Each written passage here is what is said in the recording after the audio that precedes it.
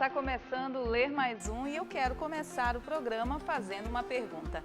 Você tem ideia de quantos professores existem no Brasil?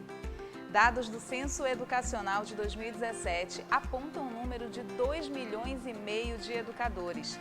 Desse número, mais da metade formado por educadores da educação básica e 70% composto por mulheres. Esses dados são do Instituto Nacional de Estudos e Pesquisas Educacionais, o INEP.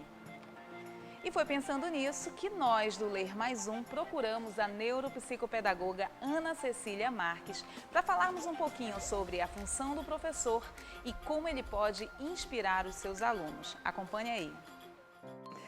Bem, o professor que inspira seus alunos, ele não inspira passando conhecimentos apenas, ele inspira com o seu jeito de ser, com o seu afeto, com a sua atenção, com o seu carinho. A criança, ela precisa de atenção. Então, aquele professor que inspira é aquele professor que não dá uma aula chata, é aquele professor que potencializa o que o aluno tem de bom, que valoriza o que o aluno traz, que todo dia ele traz uma surpresa para a sala de aula. É aquele professor que estuda, é aquele professor que é curioso, aquele professor que traz a vida dele para a sala de aula e ele conhece cada aluno também, um pouco da vida desse aluno. Então, o professor que inspira é aquele professor que trabalha aquele currículo oculto que nós chamamos dentro das teorias do currículo, é aquele currículo que você aprende não apenas com o conhecimento, a transmissão do conhecimento, mas com o jeito de ser, o jeito de fazer, o jeito de olhar, a atenção que você dá. Então, é o professor que inspira, aquele professor que tem paixão por ensinar, porque ele tem paixão por aprender. Então, aquele professor que gosta de aprender, que gosta de estudar, que é curioso, ele tem paixão por transmitir aquilo que ele conhece, que ele aprende. E mais do que tudo, né, o professor inspirador é aquele que instiga o aluno a gostar de aprender, a gostar de ir em busca do conhecimento. Eu penso que o papel do professor é justamente esse. Ele é um papel de ele ser protagonista de um processo de ensino, fazendo com que um aluno seja o protagonista do seu processo de aprendizagem. Então, a aprendizagem, ela é um processo de construção. Você constrói, né, o verdadeiro professor, ele leva o aluno a construir o seu próprio conhecimento, através da curiosidade, né, através de um diálogo, através da leitura. O professor que é um bom leitor, ele instiga o aluno a ler.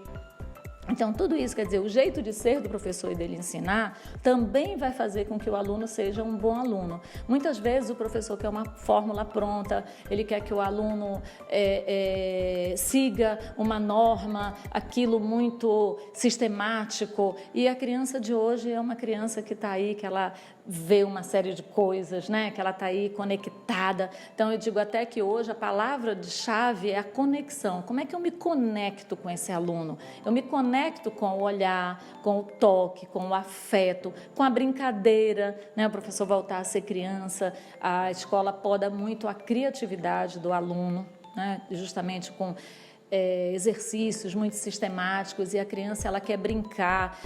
A criança pega um brinquedo, né? Ela quer desmontar o brinquedo, ela quer ver o que tem dentro daquele brinquedo, né? Ontem eu assisti uma palestra e o Murilo Gun falou que quanto menos o brinquedo é brinquedo, mais estimula a imaginação. E eu achei isso fantástico. Quer dizer, o professor, ele tem que instigar realmente a imaginação dessa criança, né? Através da sua espontaneidade, né? Instigar o interesse, a curiosidade.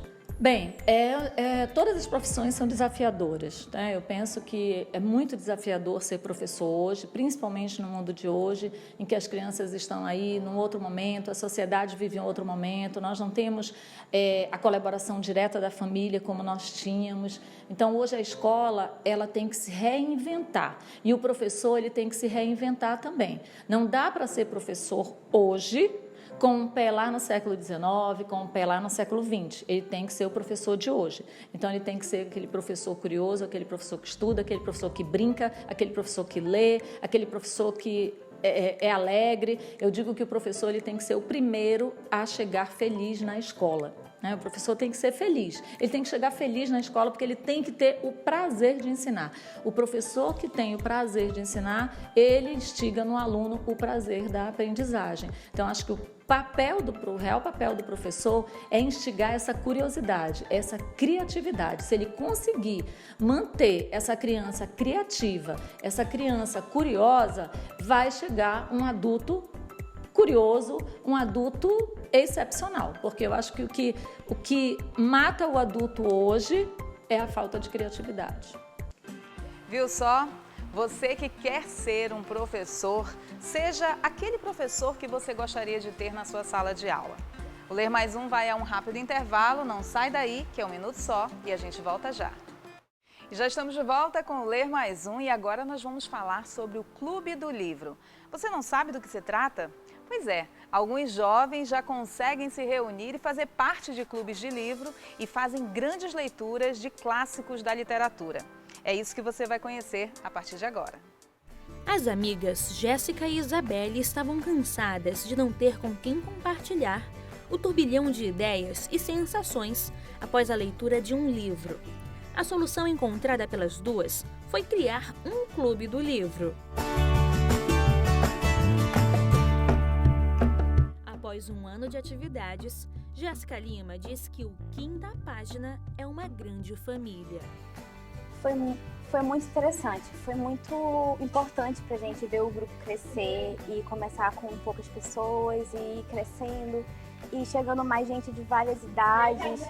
E é importante para a gente ver acontecer porque a gente achava que não ia dar ninguém, achava que ia ser eu e ela. E quando a gente viu, tinha tantas pessoas, tanta gente nova que a gente conheceu e tanta gente de histórias diferentes das nossas e que ajudaram a gente a construir o clube até chegar a essa família que é atualmente. Os encontros do grupo acontecem uma vez ao mês e geralmente são realizados em cafeterias de Manaus. Na oportunidade, 2 livros são analisados e, segundo Isabelle Cardoso, o formato das reuniões garante um debate sadio e que a sociedade seria mais harmoniosa com atividades como esta espalhadas por outros lugares. Eu acho que seria uma sociedade mais empática, com mais senso crítico, porque querendo ou não a gente sai da zona de conforto e bate de frente com outras opiniões, que acaba fazendo a gente repensar nossas próprias. Você se coloca no lugar do personagem, você se coloca no lugar do outro, você se coloca no lugar de quem leu e você recebe várias perspectivas que acabam mudando a sua. Eu acho que seria uma sociedade mais unida, mais pensativa, que eu acho que é o que falta hoje em dia, assim, um senso crítico maior. Victoria Castro participa desde o primeiro encontro e diz que o hábito da leitura é importante para a sua formação como pessoa e os livros lhe permitem dar a volta ao mundo sem sair de casa. Muitas vezes nós não temos condições de viajar, para o outro lado do mundo, mas se nós pegamos um livro e a história se passa lá no Oriente Médio, é como se a gente viajasse sem sair do lugar, entende? Então é uma coisa mágica que dá para carregar no bolso, dá para carregar na bolsa, em qualquer canto, entende? Então eu acho que é importantíssimo o hábito da leitura. Além de leitores, o Quinta Página abriga escritores como a estudante Yasmin Salomão, que começou a escrever com 13 anos no município de Anori e hoje, aos 22 anos, comemora a publicação de algumas crônicas e revela como se sente ao preparar um livro independente. Eu penso que escrever não é um papel fácil, também não é difícil, é só você realmente querer aquilo para você. Não dá para sobreviver só de livros, mas é aquilo que está dentro de você e você quer passar para as outras pessoas aquilo que você sente. Jéssica Lima deixa uma mensagem para quem ainda não se arriscou nas páginas de um livro. Eu acho que o prazer da literatura é uma coisa que você não consegue explicar até você ler um livro, imergir naquilo e perceber que aquele é o seu lugar. E eu acho que tem um livro assim para todo mundo, a gente só não descobriu qual é ainda. É emocionante pensar que o amor à literatura pode unir pessoas tão diferentes e de diversas formas de pensar. É assim que nós queremos incentivar vocês. Procure um clube do livro, faça parte, comece a amar a literatura. A gente vai a um rápido intervalo, mas a gente volta já já. Já estamos de volta com Ler Mais Um e agora é aquela hora mais que especial, é a hora que nós damos uma dica de livro para você e quem vai trazer essa super dica é a Rafaela Nascimento. Acompanhe aí. A dica de livro de hoje fala sobre um menino igual a todo mundo. Pedro era um menino que queria ser igual a todos os outros, porque todo mundo tinha videogame em casa, todo mundo passava a tarde brincando no computador, até que um dia ele conheceu o Lucas, seu novo vizinho. E Lucas era diferente de todo mundo. Lucas subia em árvore, comia a fruta do pé, brincava de manja-pega e gostava de correr até se cansar. Essa duplinha conseguiu ensinar aos outros amigos do bairro o quanto era mais importante usar a criatividade para brincar do que ter alguns itens para brincar. E a partir disso, eles mudaram a vida de todas as crianças. Quer saber mais sobre essa história? É só dar uma olhada no livro O Menino Igual a Todo Mundo, de Sandra Saruê e Marcelo Boffa. Valeu, Rafa. Obrigada aí por essa super dica. E para você que é pai, mãe, educador, é importante, viu, estimular a leitura pelas crianças e também a escrita. A prova disso é o conto que você vai ver a partir de agora, que foi um conto vencedor do concurso Conta um Conto. É muito importante estimular as crianças, especialmente sobre temas como esse que você vai ver. Como seria o mundo sem a internet? Um passeio pelo tempo. Era um daqueles dias de inverno amazônico, quente e muito chuvoso, e até com alguns relâmpagos e trovoadas assustadores. E estava eu, Florenaldo Rioberto, um garoto de 12 anos do 7º ano escolar, sozinho no meu quarto, já que meus pais trabalhavam o dia todo fora de casa, porém, até que eu não me sentia tão só, pois me faziam companhia todos os meus equipamentos tecnológicos e minha super conexão Wi-Fi, que uso no notebook, no smartphone e para jogar videogame no tablet. E de repente um forte estrondo eu ouvi e me apavorei.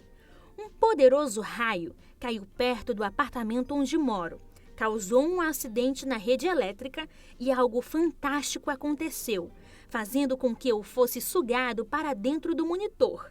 Nem dando tempo para me desesperar. Foi tudo muito rápido. Só vi uma brilhante e colorida luz e quando abri os olhos, uau, cadê meu prédio?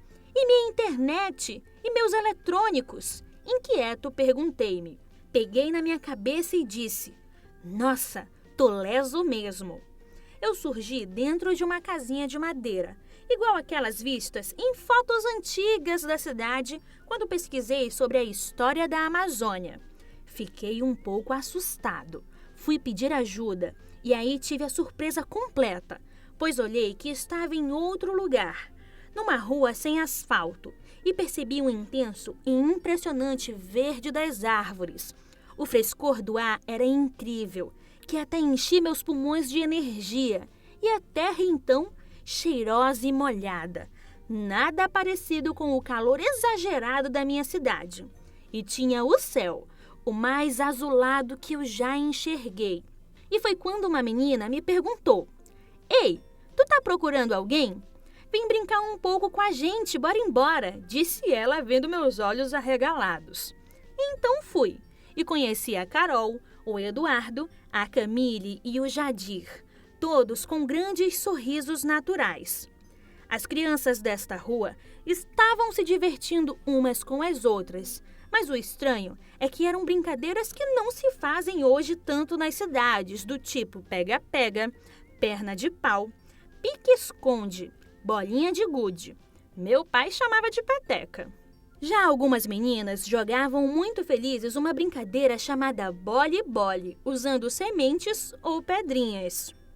Ah, gostei demais de brincar de boto e sardinha, corri bastante, andei descalço, pulei macaca e usamos corda para nos divertir de vizinha.